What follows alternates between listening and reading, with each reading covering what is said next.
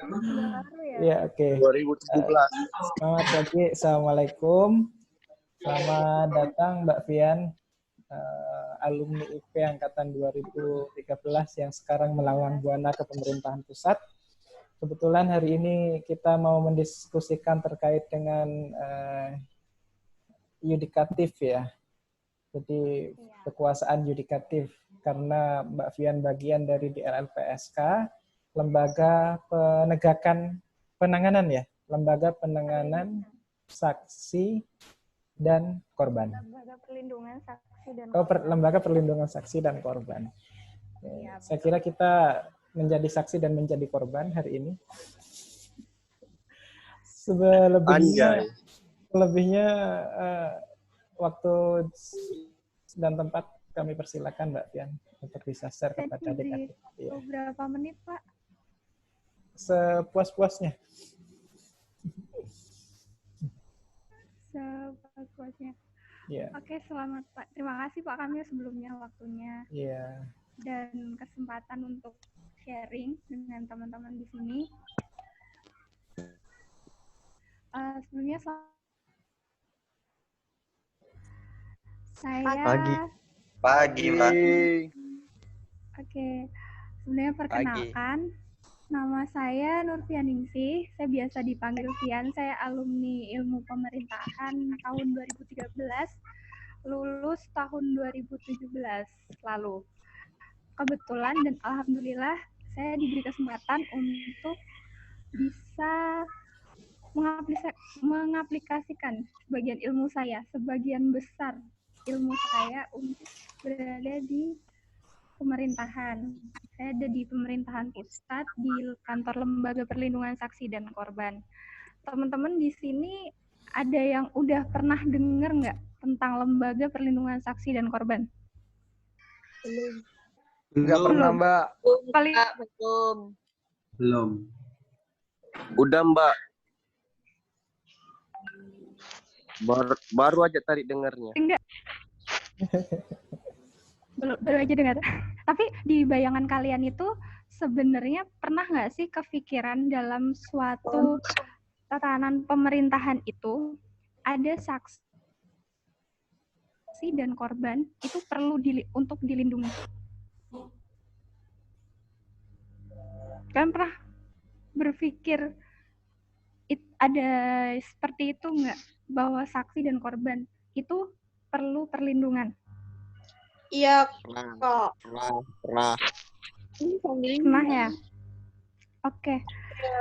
Di sini saya pengen sharing ke kalian tentang bagaimana perlindungan saksi dan korban di Indonesia dalam proses penegakan HAM itu sendiri. Karena bagaimanapun juga saksi dan korban itu punya hak mereka harus dilindungi, harus tetap dipulihkan oleh negara karena mereka mengalami tindak pidana yang mereka alami itu. Untuk Pak Kamil, bisa nggak ditampilkan slide-nya? Minta tolong dong. Nah, untuk nih teman-teman, misalnya nih, ini ada yang udah bisa lihat slide-nya kan? Sudah bisa. Udah. Bisa, Mbak. Nah, itu ada sebuah berita.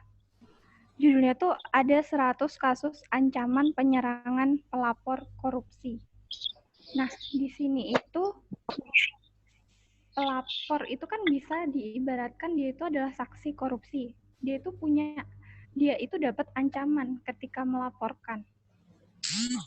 Disitulah pentingnya ada lembaga yang melindungi si pelapor atau si saksi ini.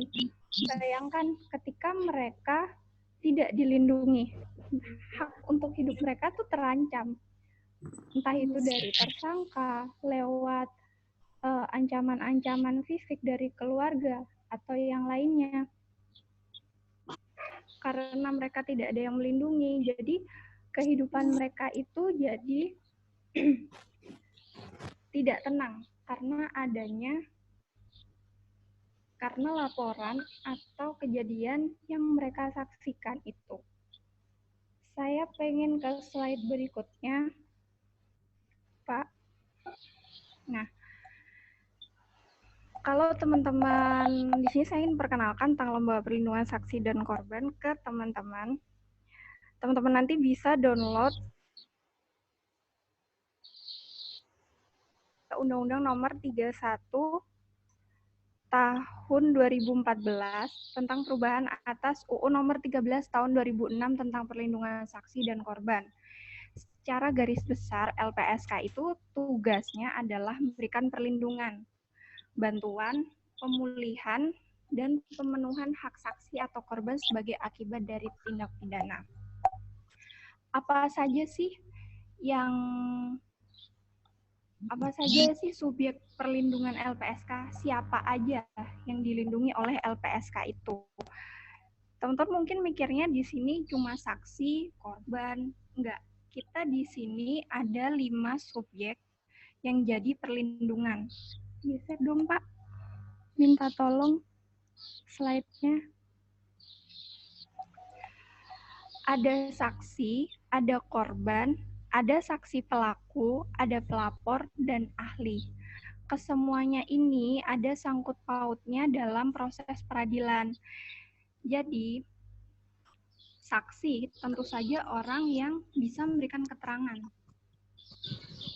tentang kejadian tindak pidana itu. Korban tentu saja orang yang dirugikan, orang yang dirugikan, orang yang mengalami sendiri. Saksi pelaku. Kalau saksi pelaku itu biasanya adalah dari tindak pidana korupsi. Jadi begini, saksi pelaku itu adalah tersangka atau pelaku dari korupsi yang mana dia bisa menjadi saksi untuk membongkar kasus korupsi itu sendiri. Jadi misalnya nih, si A itu sebenarnya adalah pelaku korupsi, tapi dia itu tahu di mana tuh. Jadi dia bekerja sama dengan aparat penegak hukum untuk membongkar kasus itu dan dia berhak untuk mendapatkan perlindungan karena tentu saja ya dia pasti mendapatkan ancaman juga. Kalau pelapor itu seperti yang saya ceritakan tadi, teman-teman mengetahui kemudian melaporkan, itu pasti jadi sasaran dari keluarga tersangka sih. Ada juga ahli. Ahli itu bisa orang yang paham dan mengerti tentang suatu tindak pidana. Misalnya begini, ada tindak pidana kekerasan seksual. Kemudian ada ahli psikolog yang dimintai keterangan untuk bersaksi di persidangan. Kenapa? Karena gini, ada korban kekerasan seksual itu yang dia secara psikologis terganggu sehingga dia itu memberikan keterangan bisa berubah-ubah karena dia merasa tertekan. Nah, ahli psikolog nanti itu menguatkan keterangan dari korban tersebut di persidangan. Next, slide selanjutnya. Nah, mungkin teman-teman di sini bertanya-tanya ya, saksi dan korban apa sih yang bisa dilindungi oleh negara melalui LPSK? Sebenarnya tidak semua saksi dan atau korban atau pelapor atau justice kolaborator atau ahli yang bisa dilindungi oleh negara. Di sini ada tindak pidana prioritas yang diprioritaskan oleh LPSK untuk dilindungi. Yang pertama itu pelanggaran HAM berat. Pelanggaran HAM berat itu seperti contohnya teman-teman ada mata kuliah demokrasi dan HAM belum? Semester atas nanti. Oh, masih semester atas ya. Nah, pelanggaran HAM berat ini, kasus-kasus di Indonesia itu yang masuk dalam pelanggaran HAM berat itu seperti kasus tahun 65, PKI 65, kemudian ada kasus rumah Geudong di Aceh, yaitu itu adalah akibat dari pembentukan daerah operasi militer di Aceh, sehingga TNI dan aparat militer di sana itu melakukan penyiksaan yang bisa mengakibatkan beberapa orang di sana bahkan banyak yang meninggal karena itu. Tindak pidana perdagangan orang. Nah, tindak pidana perdagangan orang itu menjadi prioritas di LPSK juga. Kemudian kekerasan seksual, korupsi, terorisme, penyiksaan, dan tindak pidana lainnya. Mungkin yang masih agak kabur di sini itu kan tentang tindak pidana lainnya. Jadi tindak pidana lainnya itu biasanya penganiayaan berat, pembunuhan, tindak pidana yang mengancam nyawa orang dan merugikan orang itu sendiri. Kalau kasus terorisme pasti ya, bahkan terorisme bom Bali 1, 2, yaitu terorisme masa lalu, itu juga menjadi subjek, juga menjadi tindak pidana prioritas LPSK untuk dipulihkan. Next, Pak.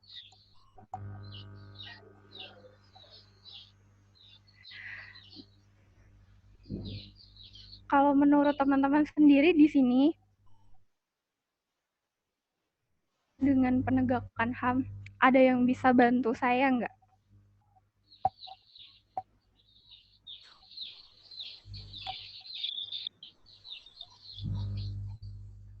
Kok diam? Ada yang bisa bantu nggak? Bagaimana? Ada yang bisa bantu nggak kira-kira?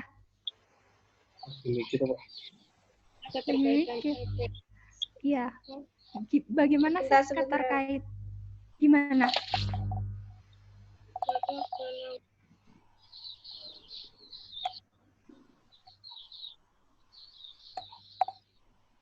Jadi gini, bagaimana sih keterkaitan LPSK, Lembaga Perlindungan Saksi dan Korban, dalam penegakan HAM itu sendiri? Setiap manusia itu punya hak asasi untuk tetap hidup, melanjutkan kehidupannya. Nah, kebanyakan dari saksi dan korban itu sudah dirampas haknya. Misal, mereka mengalami kekerasan seksual, itu secara psikologis itu berpengaruh pada masa depannya. Jadi hak untuk melanjutkan kehidupannya itu sendiri tidak berjalan dengan baik karena trauma, misalnya seperti itu. Kemudian mereka ketika bersaksi, ketika mereka beracara di persidangan, memberikan keterangan, itu mereka diliputi rasa tidak aman, ada ancaman-ancaman. Bahkan setelah tindak pidana yang mereka alami itu merugikan mereka, selama proses pengadilan mengungkapkan kebenaran itu juga berdampak sama kehidupan mereka. Mereka tidak punya rasa aman, banyak ancaman, kemudian tindak pidana penganiayaan secara fisik, mereka fisiknya sudah tidak baik lagi. Nah, LPSK itu di sini mewadahilah untuk pemulihan baik fisik dan psikis mereka selama proses persidangan maupun pemulihan untuk melanjutkan kehidupan selanjutnya. Harapannya apa? Harapannya di sini adalah proses peradilan berjalan dengan baik.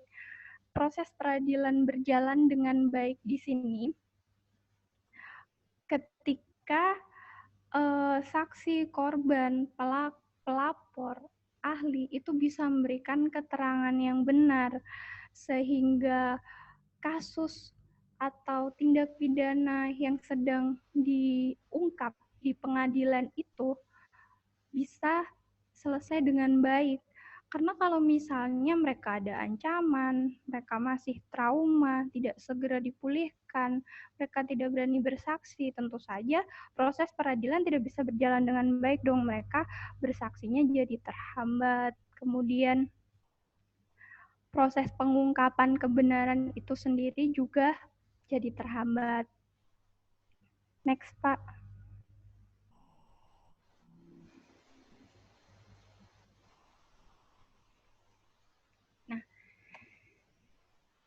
Tadi kan kita udah bicara nih tentang bentuk-bentuk rasa yang dialami oleh saksi korban itu seperti apa. Nah, LPSK itu mewadahinya dalam bentuk layanan seperti yang ada di slide ini. Ada yang kami berikan itu ada pemenuhan hak prosedural, perlindungan fisik, psikologis, rehabilitasi psikososial, kompensasi, dan restitusi. Kita mulai dari pemenuhan hak prosedural. Teman-teman pernah dengar, pernah tahu, atau udah tahu nih? Belum ya? Belum. Baru dengar. Baru dengar. Baru aja ya? Baru dengar. Pemenuhan hak prosedural itu, yaitu saksi korban ini mendapatkan informasi yang jelas mengenai kasus yang sedang dia jalani. Jadi dia itu mendapatkan pendampingan dari kami, baik dalam proses penyidikan sampai mereka di proses persidangan. Itu informasi terkait perkembangan kasusnya seperti apa, kemudian tersangkanya itu sudah ditahan atau belum, kemudian proses persidangannya itu dijadwalkan kapan saja, apakah dia perlu datang, dan kemudian ada lagi pemenuhan hak prosedural itu biasanya pendampingan persidangan itu kan ada yang namanya anak, kasus kekerasan seksual pada anak itu bertemunya korban si anak dengan pelaku itu pasti masih menimbulkan trauma. Nah, di situ biasanya kita bantu untuk koordinasi dengan jaksa ataupun hakim untuk tidak menghadirkan pelaku di ruang persidangan, atau kalau memang si korban benar-benar tidak mau atau traumanya cukup berat tuh biasanya bisa pakai teleconference kayak video seperti inilah. Yang penting tidak ada tatap muka di situ. Yang kedua ada perlindungan fisik. Perlindungan fisik itu seperti ini. Jadi kalau saya boleh cerita ya, ada beberapa saksi korupsi itu yang sekarang kasusnya lagi running. Ada juga kasus korupsi kepala daerah. Itu saksinya dapat ancaman lah. Dia dan keluarganya itu dapat ancaman. Entah itu dari orang bayaran, orang suruhan dari si tersangka atau keluarga si tersangka. Dia merasa kehidupannya itu kan jadi tidak aman ya. Dia bisa mendapatkan perlindungan fisik. Perlindungan fisik di sini itu bisa bentuknya dalam bentuk pengamanan, pengawalan dari pihak kepolisian. Kita biasanya bekerja sama dengan kepolisian di daerah, Polres atau Polsek, untuk monitoring, untuk pengamanan pengawalan melekat. Misal si terlindung, kita menyebutnya terlindung ya, terlindung ini tuh kemana, itu dikawal lah istilahnya. Tapi ada juga bentuk perlindungan fisik itu yang merelokasi si terlindung itu ke tempat yang lebih aman. Nah, kita biasanya menyebutnya ke rumah aman. Kami punya rumah aman yang alamatnya itu dirahasiakan, ada di Jakarta. Itu untuk merelokasi beberapa terlindung yang memang membutuhkan pengamanan lebih lah. Kalau misalnya di daerah nih, kalau misalnya mereka di luar Jakarta, itu kan jangkauannya sulit ya, harus dibawa ke Jakarta. Itu biasanya kita bekerja sama dengan kepolisian setempat, kerja sendiri. Kita ikut serta dengan, kita mengikutkan lembaga-lembaga yang lain untuk itu. Untuk biasanya yang di daerah Jakarta, itu baru kita relokasi ke rumah aman milik kami itu, dan bekerja sama juga tetap dengan kepolisian. Jadi kami minta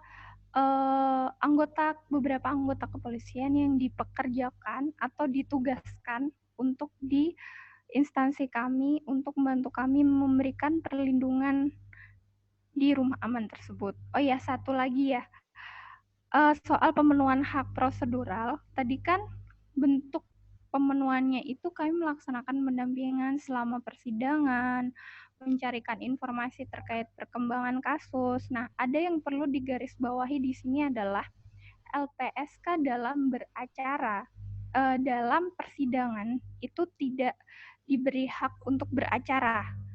Kalau misalnya pengacara, jaksa itu dan hakim itu kan beracara, mereka ngomong apapun di depan sana, tapi kalau LPSK itu tugasnya hanya mendampingi dan sebagai penjembatan antara jaksa dengan saksi dan korban.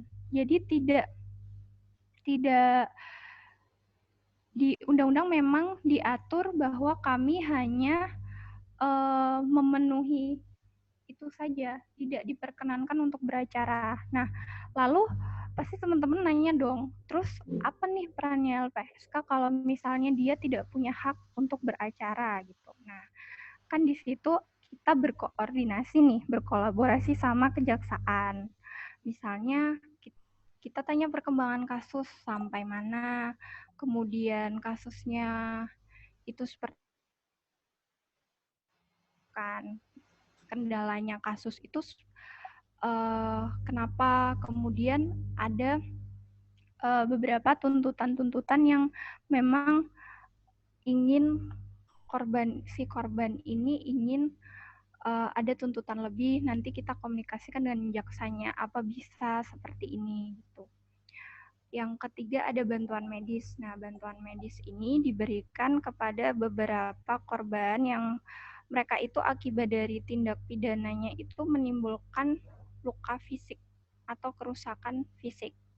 Contohnya kayak pelanggaran HAM berat ya. Dulu kan pasti ada penculikan, penyiksaan, itu pasti menimbulkan luka fisik. Nah, itu mereka berhak mendapatkan bantuan medis untuk berobat ke rumah sakit yang sudah bekerja sama dengan kami. Selain itu juga tindak pidana penganiayaan, kemudian kekerasan seksual yang sampai menimbulkan bekas luka kepada si korban, itu juga berhak mendapatkan pemulihan secara fisik agar mereka bisa tetap melanjutkan hidupnya lagi. Yang keempat, ada rehabilitasi psikologis. Jadi di rehabilitasi psikologis ini pasti psikologis seseorang itu terganggu ya ketika dia mengalami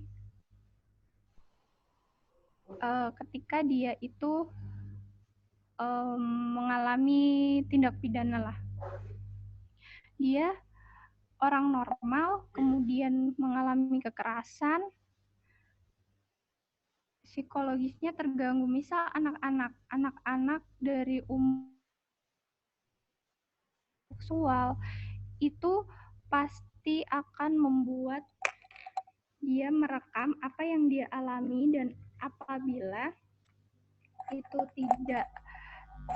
itu tidak dipulihkan dengan baik, takutnya adalah berdampak dengan kelakuan dia di masa depannya nanti. Nah, disinilah dia mendapatkan pemulihan secara psikologis, bagaimana anak-anak itu seharusnya belajar seperti itu. Kemudian ada lagi rehabilitasi psikososial.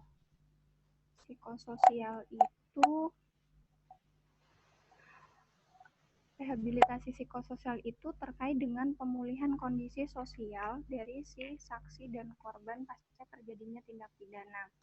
Jadi begini, misalnya ada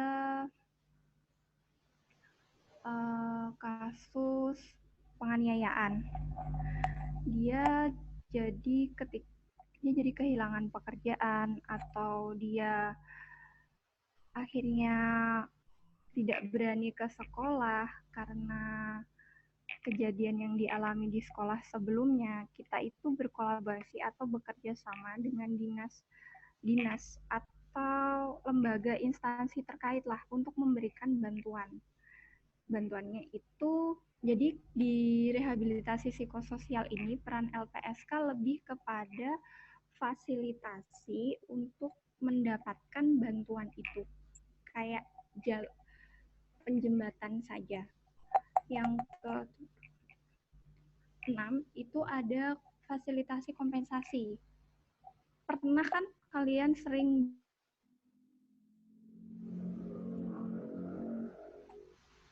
sering nggak dengar kata? Tahu nggak sebenarnya arti kompensasi itu apa? Jaminan. Jaminan ganti rugi. Ya, jaminan. Ya. Ganti rugi. Jaminan. Oh, betul. Ya, kalau kompensasi dan restitusi itu sebenarnya konsepnya sama. Ganti rugi. Nah, bedanya kalau kompensasi itu ganti rugi yang diberikan oleh negara kepada korban. Jadi seperti terorisme, korban-korban terorisme itu mendapatkan kompensasi. Karena nggak mungkin kan kita membebankan ganti rugi kepada pelaku terorisme dengan korban sebanyak itu. Jadi negara mengambil alih. Kemudian kalau restitusi itu adalah ganti rugi yang diberikan oleh pelaku kepada korban. Jadi pelaku sendiri yang memberikan. Nah, ketika pelaku ini mampu membayar restitusi, itu biasanya berpengaruh dengan tuntutan hukuman yang diberikan kepada dia. Jadi kompensasi dan restitusi itu ada di putusan pengadilan. Kalau misalnya si pelaku ini mampu membayar restitusi, biasanya ada sedikit lah keringanan hukuman bagi dia. Tapi kalau memang tidak mampu untuk membayar, ya dia tidak akan mendapatkan keringanan itu. Jadi secara garis besar ada 7 layanan perlindungan yang diberikan oleh LPSK untuk memulihkan kehidupan lah istilahnya, kehidupan saksi korban pelapor ini tadi setelah mereka mengalami setelah kasus yang mereka alami itu. Minta tolong Pak, next.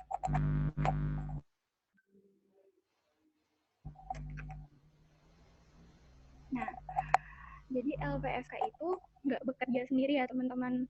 Kita pasti bekerja sama lah dengan lembaga lain yang memang sesuai dengan tupoksinya. Kayak misalnya nih lembaga peradilan. Lembaga peradilan itu ada dari pengadilan, Mahkamah Agung, berarti ada dari kejaksaan. Nah, mereka kan yang menyelesaikan kasus itu, mulai dari persidangan sampai tuntutan. Kita itu bekerja sama dengan mereka untuk mencari informasi terkait jalannya kasus, kemudian kapan persidangan itu dilaksanakan, seperti apa, dan proses tuntutannya. Kita mengajukan. Nah, tadi kan ada restitusi kompensasi. Di situ kita kerjasamanya dengan jaksa. Jadi LPSK ini tugasnya hanya menghitungkan restitusi dan kompensasi, kemudian mengajukan kepada jaksa untuk dimasukkan ke dalam tuntutan. Hakim yang memutuskan tuntutannya nanti seperti apa. Seperti itu. Dan kita follow up itu terus. Kita itu bukan berarti kita tidak bisa beracara dalam persidangan, kita terbatas itu saja, enggak. Kita tetap follow up dan kita tetap berusaha bagaimana si terlindung kita itu tetap mendapatkan haknya. Jadi lebih ke tanggung jawab moral juga selain sesuai undang-undang tadi. Kemudian lembaga kepolisian, pemberian perlindungan fisik. Nah, tidak terbatas dengan lembaga kepolisian yang ada di Jakarta. Kita di daerah, kita juga kerjasama. Kebanyakan dari lembaga kepolisian yang kita kerjasama daerah itu ada juga yang di Malang, ada juga yang di Sulawesi. Itu kebanyakan terlindung yang kita lindungi dan kita mintakan bantuan untuk pengamanan pengawalan itu adalah saksi korupsi. Terus dengan lembaga kepolisian itu kita juga bekerja sama di perkembangan kasus di tahap penyelidikan dan penyidikan. Itu kan berkas belum masuk ke tahap persidangan. Nah, saksi korban yang dimintai keterangan untuk penyelidikan dan penyidikan itu kita dampingi, kita juga carikan informasi terkait perkembangannya agar bisa cepat masuk ke kejaksaan untuk disidangkan, seperti itu. Karena kadang di tahap penyelidikan dan penyidikan itu kalau nggak cukup kuat bukti juga bisa nggak nyampe ke persidangan. Lembaga sosial dan lembaga kesehatan. Lembaga kesehatan tentu kerja sama kita untuk bantuan medis ya. Jadi RSUD kita bekerja sama dengan mereka untuk memberikan bantuan medis terlindung itu. Kalau lembaga sosial biasanya kita bekerja sama tidak hanya dengan Kementerian Sosial atau Dinas Sosial untuk pemberian bantuan berupa bantuan apa ya? Biasanya kita itu memberikan bantuan untuk modal agar si terlindung ini bisa kembali bekerja. Itu kita tidak hanya kerjasama dengan Kementerian Sosial atau Dinas Sosial swasta yang kita mintai bantuan untuk memberikan modal teman-teman terlindung ini, karena kita kan di sini sebagai fasilitator juga.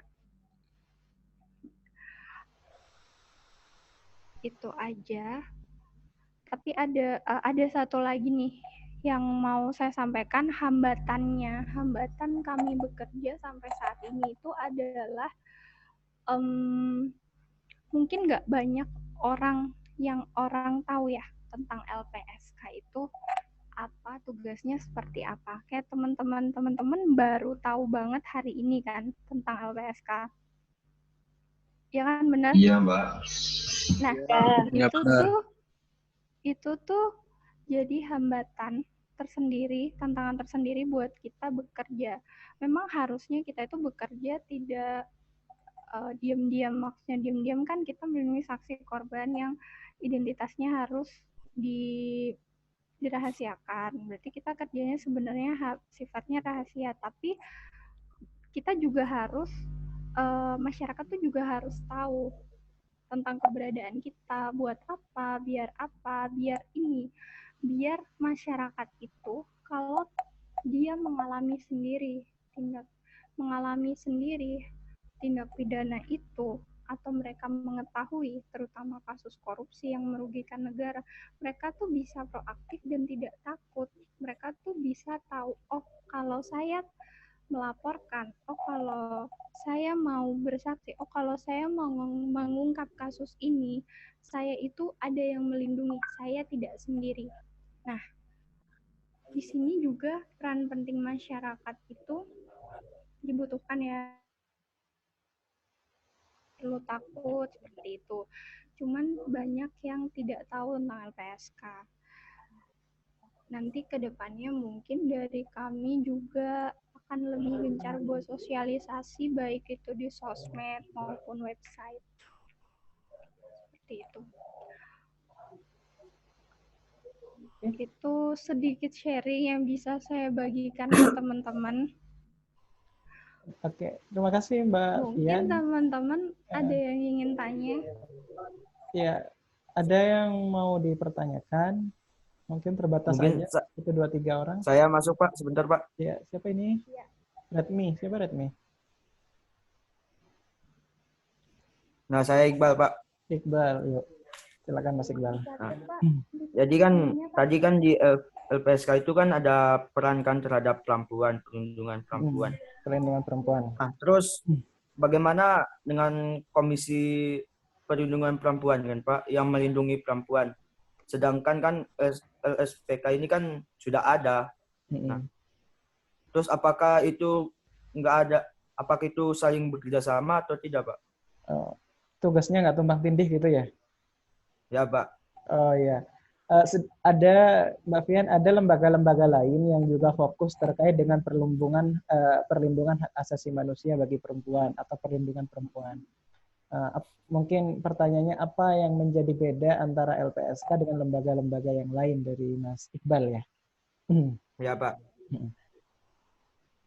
Iya sih, ini pasti sering jadi pertanyaan. Jadi kayak kerjaan kita tuh tumpang tindih lah ya dengan lembaga lain yang sudah melaksanakan perlindungan, baik itu dari Suaranya Mbak Fian.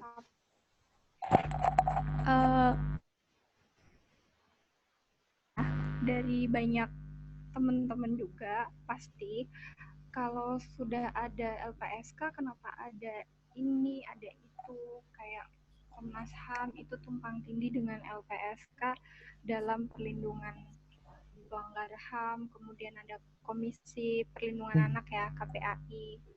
Nah, bedanya di sini adalah LPSK itu hanya dibatasi dari kita itu melindungi subjek perlindungan kita adalah orang yang memang sedang berperkara di pengadilan. Jadi dia berstatus saksi dan korban. Ketika statusnya itu sudah selesai, ketika status saksi, status korban itu sudah selesai diputus di pengadilan, itu perlindungan bisa kita hentikan. Nah, mungkin ketika perlindungan dengan anak nih, korban kekerasan seksual terhadap anak nih, atau korban KDRT, itu dia sudah selesai tuntutan di pengadilan, kemudian dia sudah tidak ada ancaman, dia sudah tidak memenuhi kriteria lagi untuk menjadi terlindung kita, itu kan bisa kita hentikan. Nah, di situ mungkin dia akan diambil alih oleh KPAI, Komisi Perlindungan Anak, untuk selanjutnya seperti apa. Jadi kayak Dinsos itu, Kementerian Sosial ya, sama Dinsos itu juga punya bagian perlindungan anak sendiri. Itu kan bedanya dengan kita bisa bekerja sama dengan mereka untuk selanjutnya pemulihan ketika si terlindung ini sudah dihentikan perlindungannya dari LPSK. Seperti itu.